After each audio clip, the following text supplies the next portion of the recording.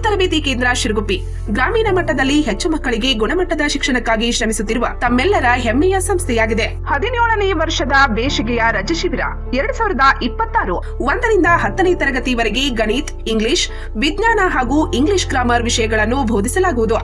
4 ಮತ್ತು 5ನೇ ತರಗತಿಗಳಿಗೆ ನವೋದಯ, ಸೈನಿಕ್, ಆಳ್ವಾಜ್, ಮೊರಾರ್ಜಿ ತರಬೇತಿ ಕೊಡಲಾಗುವುದು. ಸೂಚನೆ: ಶಾಲಾ ವಿಷಯಗಳ ಜೊತೆಗೆ ನೈತಿಕ ಶಿಕ್ಷಣ, ಅಭ್ಯಾಸ ಕೌಶಲ್ಯ, ಸಂಸ್ಕಾರ ಶಿಬಿರ ನಡೆಸಲಾಗುವುದು. ಉತ್ತಮ ಊಟ, ಉಪಚಾರದ ಹಾಸ್ಟೆಲ್ ಸೌಲಭ್ಯ. ಪ್ರವೇಶಕ್ಕಾಗಿ ಸಂಪರ್ಕಿಸಿರಿ. ಸಂದೀಪ್ ಸರ್. ಮೊಬೈಲ್ ಸಂಖ್ಯೆ 9632521581. ಆರೋಗ್ಯ ಇಲಾಖೆಯ ವಿವಿಧ ಬೇಡಿಕೆ ಈಡೇರಿಸಲು ಆಗ್ರಹ. ಮಾರ್ಚ್ 11ರಂದು ಒಪಿಡಿ ಸ್ಥಗಿತಗೊಳಿಸಿ ಮುಷ್ಕರ.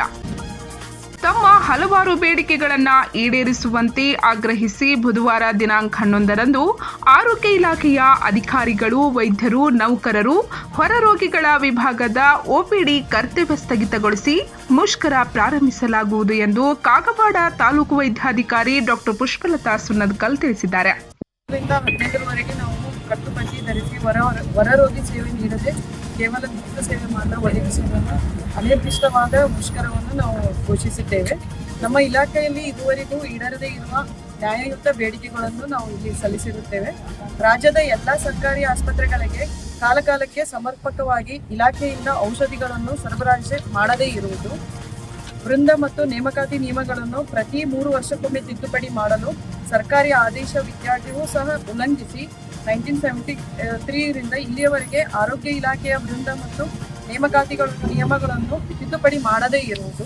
ಅವರು ಮಂಗಳವಾರ ದಿನಾಂಕ 10ರಂದು ಕಾಗವಾಡ ತಹಸೀಲ್ದಾರ್ ಕಾರ್ಯಾಲಯದ ಗ್ರೇಡ್ 2 ತಹಸೀಲ್ದಾರ್ ರಶ್ಮಿ ಜಕಾತಿಯವರಿಗೆ ಮನವಿ ಸಲ್ಲಿಸಿ ಮಾತನಾಡುತ್ತಿದ್ದರು. 15ರವರೆಗೆ ನಾವು ಕಟ್ಟುಪಟ್ಟಿ ಧರಿಸಿ ಹೊರರೋಗಿ ಸೇವೆ ನೀಡದೆ ಕೇವಲ ಗುಪ್ತ ಸೇವೆ ಮಾತ್ರ ಒದಗಿಸುವುದನ್ನು ಅನಿರ್ದಿಷ್ಟವಾದ ಮುಷ್ಕರವನ್ನು ನಾವು ಘೋಷಿಸಿದ್ದೇವೆ.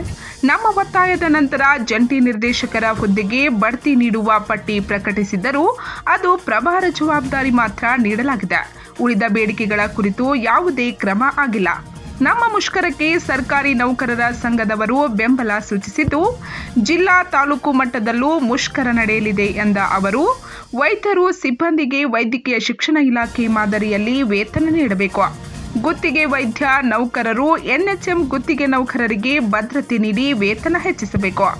ಕೇಂದ್ರ ಪುರಸ್ಕೃತ ಯೋಜನೆಯಡಿ 6,000 ನೌಕರರಿಗೆ ವೇತನ ಭತ್ಯೆ ಕೊಡಬೇಕು.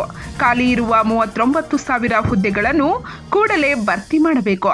ನೇಮಕಾತಿ ನಿಯಮಕ್ಕೆ ತಿದ್ದುಪಡಿ ಮಾಡಿ ಜ್ಯೇಷ್ಠತಾ ಪಟ್ಟಿ ಪ್ರಕಟಿಸಬೇಕು ಎನ್ನುವ ಬೇಡಿಕೆಯೊಂದಿಗೆ ಮುಷ್ಕರಕ್ಕೆ ಕರೆ ನೀಡಲಾಗಿದೆ. ಮಾರ್ಚ್ 15ರವರೆಗೆ ವೈದ್ಯರು, ಸಿಬ್ಬಂದಿ ಕಪ್ಪು ಪಟ್ಟಿ ಧರಿಸಿ ತುರ್ತು ಕರ್ತವ್ಯದಲ್ಲಿ ಭಾಗಿಯಾಗುವರು. ಅನಂತರವೂ ಸರ್ಕಾರದಿಂದ ಯಾವುದೇ ಸ್ಪಂದನೆ ಸಿಗದೇ ಇದ್ದರೆ ಮಾರ್ಚ್ 16ರಿಂದ ಸಂಪೂರ್ಣ ಕೆಲಸ ಸ್ಥಗಿತಗೊಳಿಸಿ ಅನಿರ್ದಿಷ್ಟಾವಧಿ ಮುಷ್ಕರ ಮುಂದುವರಿಸಲು ನಿರ್ಧರಿಸಲಾಗಿದೆ ಎಂದರು.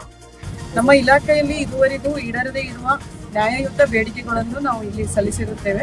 ರಾಜ್ಯದ ಎಲ್ಲ ಸರ್ಕಾರಿ ಆಸ್ಪತ್ರೆಗಳಿಗೆ ಕಾಲಕಾಲಕ್ಕೆ ಸಮರ್ಪಕವಾಗಿ ಇಲಾಖೆಯಿಂದ ಔಷಧಿಗಳನ್ನು ಸರಬರಾಜು ಮಾಡದೇ ಇರುವುದು, ವೃಂದ ಮತ್ತು ನೇಮಕಾತಿ ನಿಯಮಗಳನ್ನು ಪ್ರತಿ 3 ವರ್ಷಕ್ಕೊಮ್ಮೆ ತಿದ್ದುಪಡಿ ಮಾಡಲು ಸರ್ಕಾರಿ ಆದೇಶ ವಿದ್ಯಾರ್ಥಿಯೂ ಸಹ ಉಲ್ಲಂಘಿಸಿ 1973ರಿಂದ ಇಲ್ಲಿಯವರೆಗೆ ಆರೋಗ್ಯ ಇಲಾಖೆಯ ವೃಂದ ಮತ್ತು ನೇಮಕಾತಿಗಳ ನಿಯಮಗಳನ್ನು ತಿದ್ದುಪಡಿ ಮಾಡದೇ ಇರುವುದು, ಇಲಾಖೆಯ ಎಲ್ಲ ವೃಂದಗಳ ಜ್ಯೇಷ್ಠತಾ ಪಟ್ಟಿಯನ್ನು ಇದುವರೆಗೆ ಪ್ರಕಟಿಸದೇ ಇರುವುದು, ಇಲಾಖೆಯ ಎಲ್ಲ ವೃಂದದ ಯಾವುದೇ ಅಧಿಕಾರಿ ನೌಕರರಿಗೆ ಕಳೆದ 5 ವರ್ಷಗಳಿಂದ ಮುಂಬಡ್ತಿ ನೀಡದೇ ಇರುವುದು, ನಿಯಮಗಳಲ್ಲಿ ಅವಕಾಶವಿದ್ದಾಗಿಯೂ ಸೇವಾನಿರತ ವೈದ್ಯರು, ಅಧಿಕಾರಿ ನೌಕರರ ಉನ್ನತ ವ್ಯಾಸಂಗ, ಸ್ನಾತಕೋತ್ತರ ವ್ಯಾಸಂಗಕ್ಕೆ ಅವಕಾಶ ನೀಡದೇ ಇರುವುದು, ಇಲಾಖೆಯ ವರ್ಗಾವಣೆ ಕಾಯ್ದೆಯಲ್ಲಿನ ನ್ಯೂನತೆಗಳನ್ನು ಸರಿಪಡಿಸದೆ ಅವೈಜ್ಞಾನಿಕವಾಗಿ ಕೌನ್ಸಿಲಿಂಗ್ ವರ್ಗಾವಣೆ ಮಾಡುತ್ತಿರುವುದು, ವೈದ್ಯಕೀಯ ಶಿಕ್ಷಣ ಇಲಾಖೆಯ ಸ್ವಾಯತ್ತ ಸಂಸ್ಥೆಗಳಲ್ಲಿ ಹಾಗೂ ಆಹಾರ ಸುರಕ್ಷತೆ ಹಾಗೂ ಗುಣಮಟ್ಟ ಇಲಾಖೆ, ಮಹಾನಗರ ಪಾಲಿಕೆ ಹಾಗೂ ನಗರ ಪಾಲಿಕೆಯ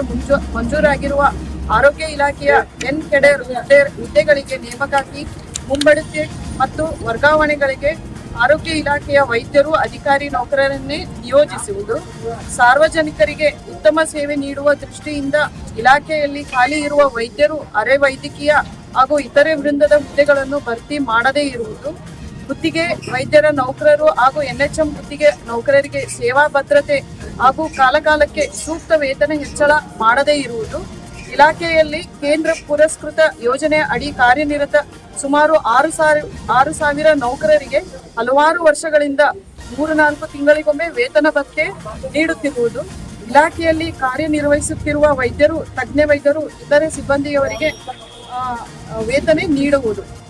ವೈದ್ಯಕೀಯ ಶಿಕ್ಷಣ ಇಲಾಖೆಯ ಮಾದರಿಯಲ್ಲಿ ವೇತನ ನೀಡಬೇಕೆಂದು ಇಷ್ಟು 11 ನಾವು ಬೇಡಿಕೆಗಳನ್ನು ಈಡೇರಿಸಬೇಕೆಂದು ನಾವು ಸರ್ಕಾರಕ್ಕೆ ಮನವಿ ಮಾಡಿರುತ್ತೇವೆ. 15ನೇ ತಾರೀಕುವರೆಗೆ ಕಪ್ಪು ಪಟ್ಟಿ ಕಟ್ಟಿಕೊಂಡು ಹೊರರೋಗಿ ಸೇವೆ ಅಷ್ಟೇ ನೀಡುವುದಿಲ್ಲ. ಆದರೆ ಅಲ್ಲಿವರೆಗೂ ಇದು ಬೇಡಿಕೆಗಳು ಈಡೇರಲಿಲ್ಲ ಅಂದರೆ 16ನೇ ತಾರೀಕಿನಿಂದ ನಾವು ಗೈರು ಹಾಜರಿದ್ದು ನಮ್ಮ ಮುಷ್ಕರವನ್ನು ಮುಂದುವರಿಸುತ್ತೇವೆ. ಈ ಸಂದರ್ಭದಲ್ಲಿ ಡಾಕ್ಟರ್ ಗಿರೀಶ್ ಪಾಟೀಲ್, ಡಾಕ್ಟರ್ ಸೂರಜ್ ಹೊನಕಾಂಬಳೆ, ಸೌಮ್ಯ ಪಾಟೀಲ್, ಶ್ರೀರಾಮ್ ಕೋಳಿ, ಡಾಕ್ಟರ್ ಕಾವೇರಿ ಮೆಣಚೆ ಸೇರಿದಂತೆ ತಾಲೂಕಿನ ಎಲ್ಲ ಸರ್ಕಾರಿ ವೈದ್ಯಾಧಿಕಾರಿಗಳು, ಸಿಬ್ಬಂದಿಗಳು ಹಾಗೂ ಸರ್ಕಾರಿ ನೌಕರರು ಉಪಸ್ಥಿತರಿದ್ದರು. ಪಂಚ್ ನ್ಯೂಸ್ಗಾಗಿ ಕಾಗವಾಡದಿಂದ ಬಸವರಾಜ್ ತಾರ್ದಾಳೆ.